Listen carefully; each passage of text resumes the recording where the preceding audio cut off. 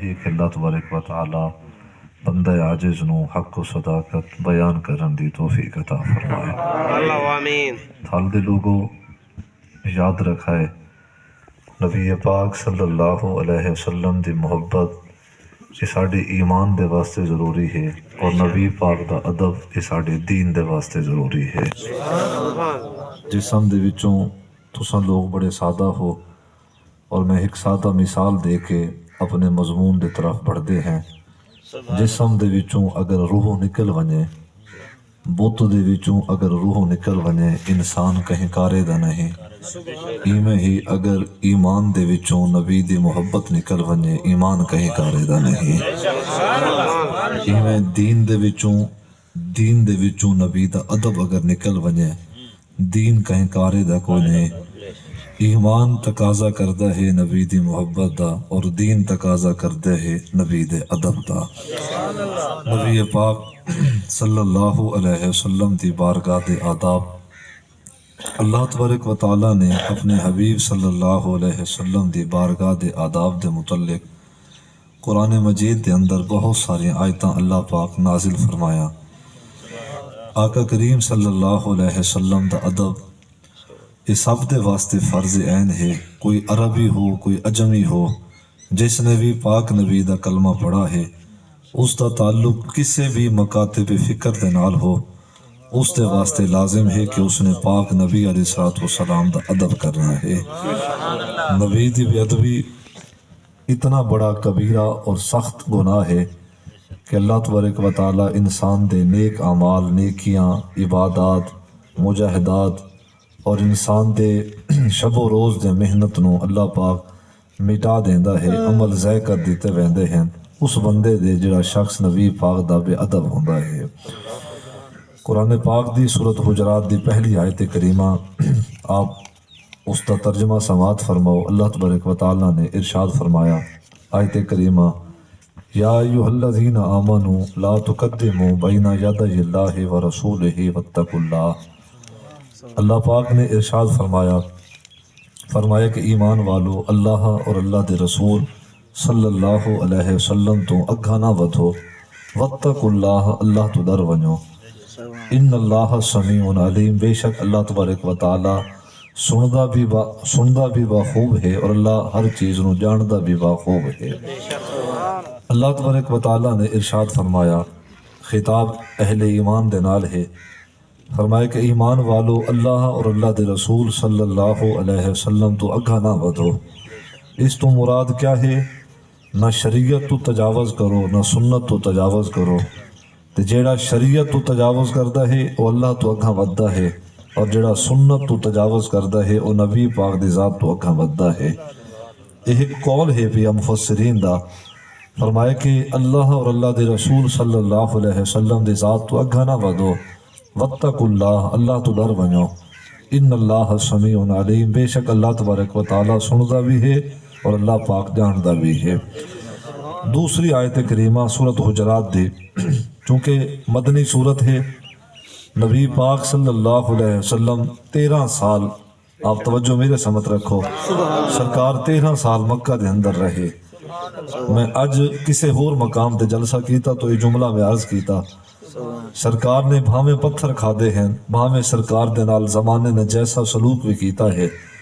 سرکار نے جڑا اسلام دا دیا روشن کیتا ہا، چراغ روشن کیتا ہا، میرے پاک نبی علیہ السلام نے اون چراغ نو بجھن نہیں دیتا۔ کفر دیاں بڑیاں سخت آندیاں آیا ہاں، اور وقت دے بڑے بڑے نامور لوگاں نے اسلام دے گلشن نو اور اسلام دے چراغ نو گل کرن دی انہوں نے بڑے کوشش کی تھی، لیکن میرے پاک نبی علیہ السلام نے ایسا پہرا دیتا، اسلام اس وقت بھی سر بلند ہا، اسلام اج بھی سر بلند ہے رہا۔ نبی پاک صلی اللہ علیہ وسلم 13 سال مکہ المعظمہ دے اندر تشریف فرما رہے۔ یہ بیسک چیز ہے اسلام دی، اس نو آپ حضرات یاد فرما گے نو۔ سرکار 13 سال دے اندر جب شہر مکہ دے اندر تشریف فرما رہے، اتھے مخالفت بت پرست قوم دے نال، مسلمانہ دی مخالفت یا انہاں دی مخالفت، در حقیقت مسلمانہ دے مدے مقابل بت پرست لوگ ہن پے، کوئی لات دا منن والا ہا، کوئی منات دا منن والا، کوئی عزا دا منن والا، کوئی حبل دا منن والا۔ 13 سال سرکار بت پرست قوم دے سامنے کھڑے رہے، تنہا کھڑے رہے، اور اسلام دی خاطر میرے پاک نبی علیہ الصلوۃ والسلام نے بہت قربانیاں دیتیاں۔ ابا حضور فرماویں ہا میرے والد قبلہ خورشید ملت علیہ رحمہ، اللہ انہاں دی تربت تے اپنے رحمتاں نازل فرماویں۔ ابا حضور فرماویں ابا اسلام دی خاطر نبی دے اصحاب نے بھی قربانیاں دیتیاں ہیں، اور اسلام دی خاطر نبی دے اہل بیت نے بھی قربانیاں دیتیاں ہیں۔ اے اسلام دا درخت شجر اج جوان ہویا ہے، پھیلا ہے، اس دے شاخاں عرب دے اندر عجم دے اندر پھیلیا ہیں، زمانے نو اس دے ثمرات نصیب ہویا، لیکن تانوں پتہ ہوئے کہ اسلام دے شجر دی تہ دے وچ اصحاب رسول دا بھی خون شامل ہے، اہل بیت رسول دا بھی خون شامل ہے۔ سرکار 13 سال بتاں دی پوجا کرن والی قوم دی مخالفت دا حضور نے سامنا کیتا۔ اللہ پاک نے ان آداب دے متعلق قرآن دے آیتاں نازل نہیں فرمایا۔ سرکار جب مدینہ شریف تشریف فرما ہوئے، اس وقت چونکہ مد مقابل جڑی قوم ہا وہ قوم اہل کتاب ہا، وہ قوم اہل کتاب ہا، یہود دے منن والے یہود اور نصارہ اہل کتاب قوماں ہاں، یعنی کہ کوئی کتاب تورات دا منن والا، کوئی کتاب انجیل دا منن والا، یہ قوماں مسلمانہ دی مخالفت کر دے ہن مدینہ شریف دے اندر۔ اب چونکہ اہل کتاب قوماں مخالفت کر دے ہن تو اللہ تبارک و تعالیٰ نے ارشاد فرمایا اب یہ حکم اہل ایمان واسطے ہے، لیکن اہل کتاب بھی مدینے دے اندر رہندے ہیں، اہل ایمان بھی مدینے دے اندر رہندے ہیں۔ اللہ نے ارشاد فرمایا سورۃ حجرات دی دوسری آیت، پہلی آیت دوتے میں گفتگو کیتی ہے، دوسری آیت کریمہ ارشاد باری تعالیٰ اب اس تو مراد بالخصوص اہل ایمان ہیں، بالعموم اہل کتاب ہیں، بالعموم سارے آ گئے، بالخصوص اہل ایمان ہیں۔ اللہ نے ارشاد کیا فرمایا، سنو میرے پاک کریم رب نے کیا ارشاد فرمایا، یا ایھا الذین آمنوا لا ترفعوا اصواتکم فوق صوت النبی۔ اللہ پاک نے ارشاد فرمایا ایمان والو اپنے آوازاں نو نبی پاک صلی اللہ علیہ وسلم دی مبارک آواز تو بلند نہ کرو، وَلَا تَجْهَرُوا لَهُ بِالْقَوْلِ كَجَهْرِ بَعْضِكُمْ لِبَعْضٍ۔ فرمایا کہ جی میں ایک دوجے دے نال کلام کردے ہو میں اللہ دے نبی صلی اللہ علیہ وسلم دے نال کلام نہ کرو۔ اگر آواز بلند ہوئی، میرے وال توجہ، پہلا نقطہ، اگر آواز بلند ہوئی یا اگر کلام دے اندر بے ترتیبی سرزد ہوئی تو ان تحبط اعمالکم وانتم لا تشعرون، فرمایا کہ اللہ پاک توڑے سارے اعمال مٹا دے سی، وانتم لا تشعرون، اور تانوں خبر بھی نہ ہو سی، تانوں شعور بھی نہ ہو سی۔ اب تھال دے لوگو میں ایک جملہ تانوں ہور عرض کرنا ہے، تسا بڑے دنا لوگ ہو، اللہ پاک مزید توڑی علم دے اندر، عمل دے اندر، عقل سلیم دے اندر اللہ مزید برکت عطا فرمائے۔ اب جملہ سماعت فرماؤ، اللہ تبارک و تعالیٰ نے ارشاد فرمایا کہ اپنے آوازاں نو نبی پاک دی مبارک و برکت مقدس آواز تو بلند نہ کرو، یہ ایک حکم ہے۔ دوسرا حکم یہ ہے کہ جی میں تسا ایک دوسرے دے نال کلام کر دے ہو،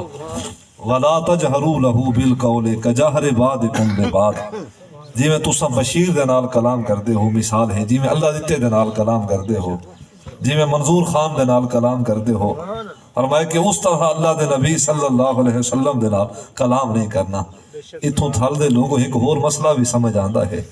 لوگاں نے آکھا ہاں نا بیچارے چھوٹی سوچ دے لوگ جنہاں نے آکھا ہاں کہ نبی ساڑھے ورگا ہاں، ساڑھی مثل ہاں، او بھی تا ایک بشر ہاں، ایک انسان ہاں، تو ساؤں دے مقام ہی میں بلند کر دے ہو تے اللہ دی ذات نہ جا ملے دے ہو۔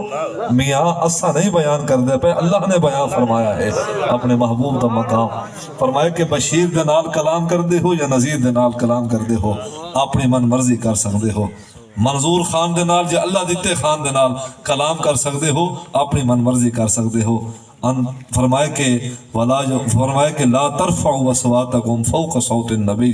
ولا تجہروا لہ بالقول کجہر بعضکم لبعض، فرمائے کہ جی میں ایک دوجے دے نال کلام کردے ہو اس طرح اللہ دے نبی صلی اللہ علیہ وسلم دے نال کلام نہ کرائے، نہ اچھی آواز گال کرن دی تانوں اجازت ملی ہے، نہ اس طرح کلام کرن دی تانوں اجازت ملی ہے جی میں تساں عام انساناں دے نال کلام کردے ہو۔ معلوم تھیا حضور انسان ضرور ہیں لیکن حضور دی بشریت تے ساڑی بشریت تے نبی دی بشریت دے اندر فرق اے ہے،